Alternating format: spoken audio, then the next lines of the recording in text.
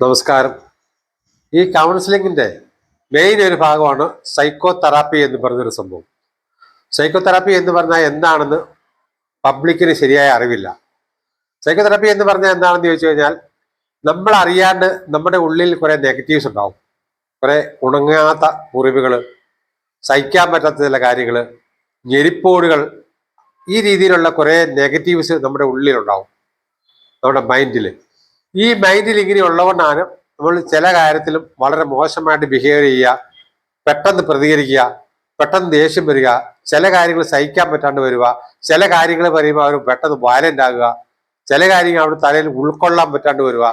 ഇങ്ങനെയുള്ള സംഭവമൊക്കെ ഇത്തരത്തിലുള്ള നെഗറ്റീവ് അവരെ ഉപബോധ മനസ്സിലുള്ളത് കൊണ്ടാണ്. ഇത്തരം നെഗറ്റീവ്സിനെ ഉപബോധ മനസ്സിൽ നിന്ന് എടുത്തു കളഞ്ഞ് അവളെ എല്ലാ നെഗറ്റീവ്സും എടുത്തു കളഞ്ഞ് അവളെ ക്ലിയർ ആക്കുന്ന ഈ സംവിധാനത്തിനാണ് സൈക്കോ തെറാപ്പി എന്ന് പറഞ്ഞാൽ. ഉദാഹരണത്തിന്, നമ്മൾ കിണർ തേകുകയാണെങ്കിൽ തന്നെ ആ കിണർ നല്ല വൃത്തിയിലാക്കി അവിടെയുള്ള എല്ലാ വേസ്റ്റും മാറ്റി കൂടുതൽ വെള്ളം അതിനോട്ട് തന്നെ വീണ്ടും ഒഴിച്ച് ആ വെള്ളം കൂടെ കോരിത്തെളിഞ്ഞ് നല്ല തെളിഞ്ഞ ഒരു മനസ്സാക്കുന്ന രീതിയാണ്. അങ്ങനെ മൈൻഡിനെ തേകി ക്ലിയർ ചെയ്യുന്നതാണ് സൈക്കോ തെറാപ്പി എന്ന് പറയുന്നത്. Okay, all the best.